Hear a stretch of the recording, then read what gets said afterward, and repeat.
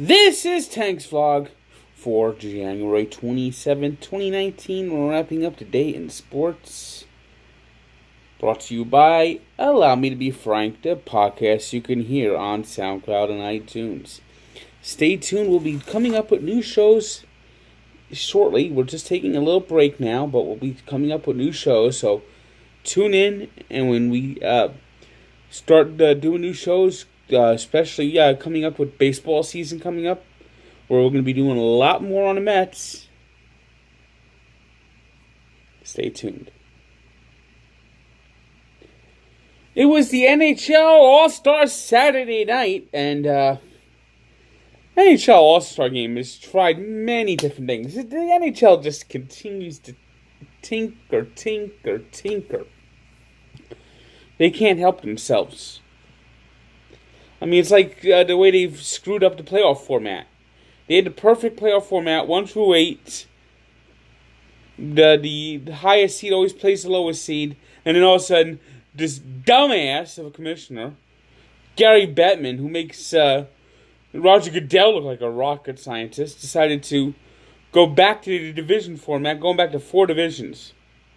Now, at the same time, the NHL All-Star Game has always been kind of because there's no hitting. The only check that comes in the NHL All-Star Game comes in the mail. It's been that way for years. So he's tried to come up with different ways. First, he tried to come up with World versus North America. It was good for a few years, then it fell flat. Then he had the choosing of teams. And just like it did in the NFL, that fell flat. So the last few years, he's decided to come up with this tournament where it's 3-on-3, since nobody plays defense anyway. And what they end up doing is having like a tournament. So you'll have the Western Conference Division, the Eastern Conference Divisions, and you have the winners playing in the third periods. So that's the format that they use, and it's 3-on-3, and everyone, of course, in San Jose wanted to see the Pacific Division win, because of all the Shark fans, and except for one thing. John Gibson of the Anaheim Ducks had the worst performance by a Ducks goalie since Goldberg in Mighty Ducks 2. I mean, a beach ball could have gotten past John Gibson. And keep in mind, the Anaheim Ducks are one of the 2 chief rivals of the San Jose Sharks. So fans in San Jose already hate the Ducks. They hate the Ducks even more because then that means they wouldn't get to see their favorite players.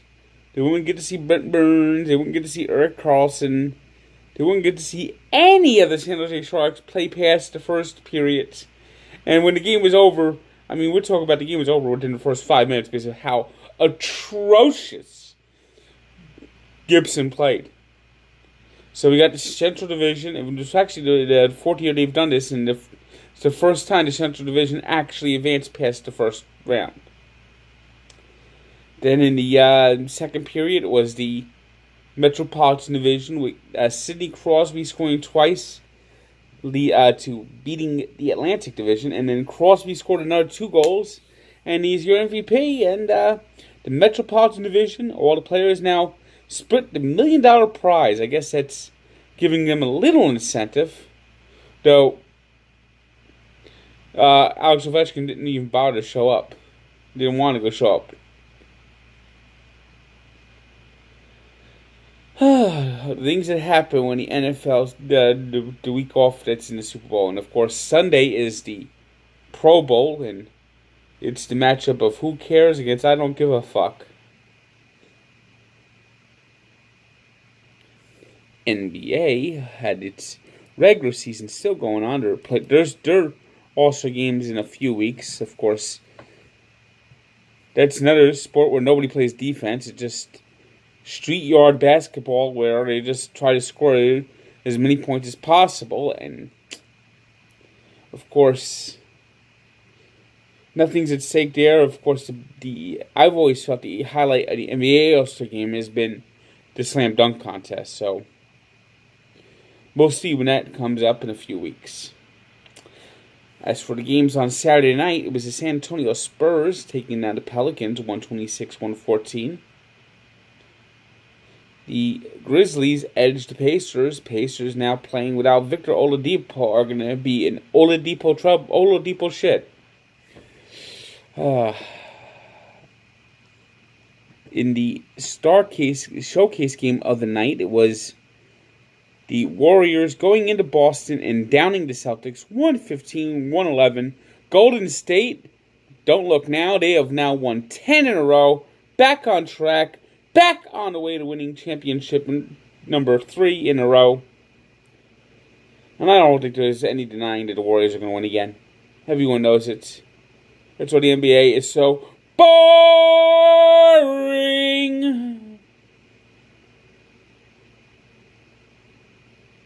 Nuggets beat the 76ers 126-110. Triple-double from Nikolai Jokic in that one.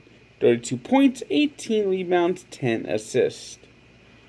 And it was the Trailblazers beating up the Hawks 120-111. I recording this a little late today. It's actually truly is Sunday morning now when I'm recording this. I just finished watching the Australian Open final where Djokovic just absolutely wrecked Rafael Nadal. I mean, that wasn't even a match. It was just pure, total domination. What has happened to tennis? What has happened to tennis? We got Novak Djokovic. I mean, Rafa Nadal and Roger Federer have dominated for like the last 20 years, it seems. There's no Americans on the men's side. Serena Williams is still fairly good, although she's starting to show her age and starting to fade a little bit. It's like there's nobody new. Nobody.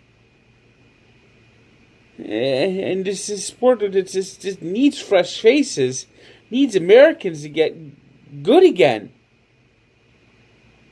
And people always hated John McEnroe. American tennis needs a new John McEnroe. But as I said, Novak Djokovic just absolutely destroyed Rafael Nadal. 6-3, 6-2, 6-3. And it wasn't even that close. And that is the 7th title for Djokovic in Australia. It's also his 3rd consecutive Grand Slam title. So, if he wins the French Open, he'll have not an official Grand Slam, but he'll have a Djokovic Slam. He'll have all 4 titles at once. Incredible.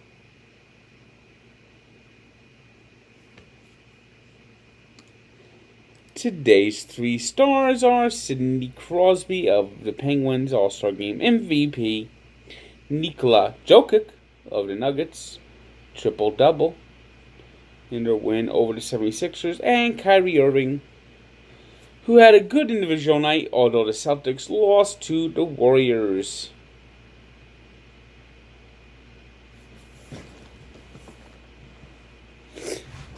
Happy birthday, Chris Collinsworth, sliding in at the age of 60. And we take a look back to 1969, when the Pittsburgh Steelers, looking for a new head coach, tried to get Joe Paterno. Didn't want to leave college, so they ended up settling for Chuck Noll. Chuck Noll, of course, would win 4 Super Bowls and stay with the Steelers for 23 years, beginning an unprecedented run of consistency. Do you realize the Steelers have only had 3 coaches in the last 50 years? Think of that like a team like the Browns, who have had 3 coaches in the last year. So check out the story at Barstool Sports and its Sports Encyclopedia where sports history lives. And of course, listen to Allow Me to Be Frank on SoundCloud and iTunes.